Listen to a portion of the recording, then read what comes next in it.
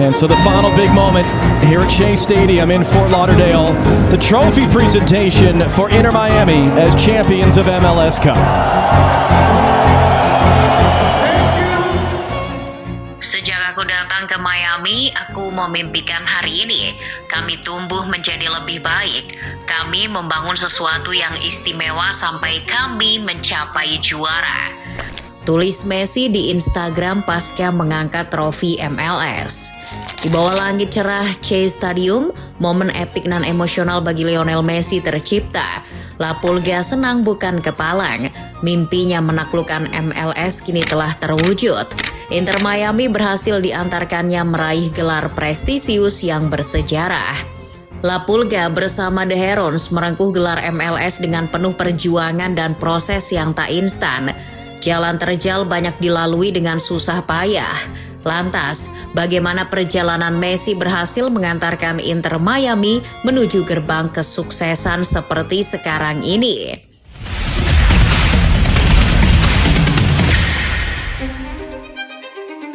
Selain gelar pertama bagi Inter Miami, gelar MLS ini juga tercatat sebagai gelar ke-48 Lionel Messi.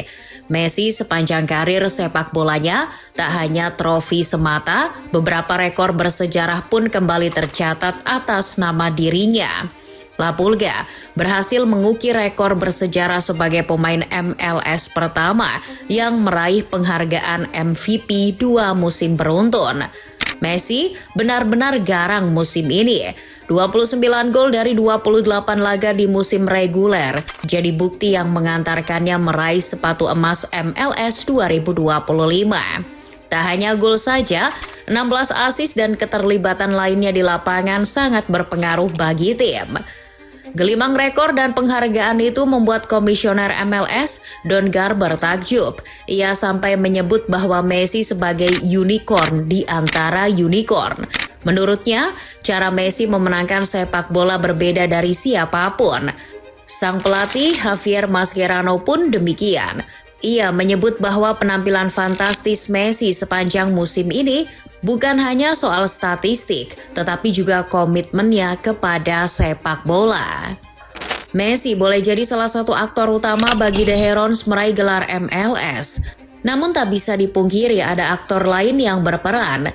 Ia adalah sang pemilik klub David Beckham. Visi yang jelas dari suami Victoria Caroline ini jadi kunci transformasi besar Inter Miami. Semuanya berawal ketika kepindahan Beckham ke LA Galaxy saat menjadi pemain. Sejak kepindahannya itu, pihak MLS memberikan wadah dan hak baginya untuk menjadi pemilik salah satu klub di MLS setelah pensiun sebagai pemain. Benar saja, setelah pensiun ia mulai fokus membangun klub di kota Miami. Klub itu lalu ia beri nama Inter Miami. Namun sebagian besar publik sepak bola melihat bisnis Beckham ini bertujuan sebagai hiburan semata, alih-alih sebagai klub profesional. Semua orang skeptis, akan tetapi Beckham justru menabur benih mimpi di tengah skeptisme tersebut. Mimpinya mungkin terkesan muluk-muluk saat itu, yakni menjadi juara MLS di masa depan. Inter Miami sendiri baru diluncurkan di tahun 2018 dan baru bermain di MLS di tahun 2020. Tahun-tahun awal mereka penuh dengan tantangan, performa tim tidak konsisten, arah filosofi tak jelas, serta mental tim kurang bisa bersaing dengan klub-klub MLS lainnya. Kendati begitu, prinsip Beckham tak pernah goyah. Meski jarang berbicara pada media, tetapi ia selalu mempertahankan keyakinannya bahwa Miami adalah lahan subur untuk meraih mimpinya menjadi juara. Proses meraih mimpi juara itu pun mulai diwujudkan. Sebagai pendatang baru di MLS, Beckham ingin timnya langsung jadi kejutan. Di bawah asuhan pelatih Uruguay Diego Alonso, The Herons mendatangkan Gonzalo Higuain dan Blaise Matuidi.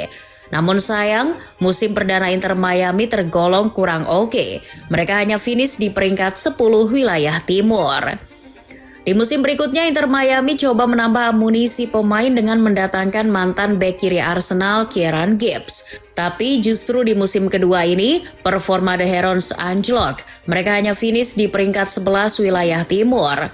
Di musim ketiga, Inter Miami berhasil mengalami peningkatan setelah mendatangkan pelatih baru Phil Neville. Di bawah gemblengan adik Gary Neville tersebut, The Herons mampu finish di peringkat 6 wilayah timur. Selama 3 musim tersebut, nyatanya tim milik Beckham ini hanya berkutat pada kegagalan demi kegagalan meraih trofi.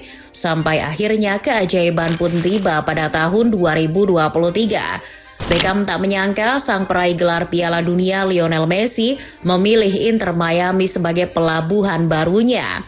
Beckham sempat meneteskan air mata ketika La Pulga resmi menandatangani kontrak.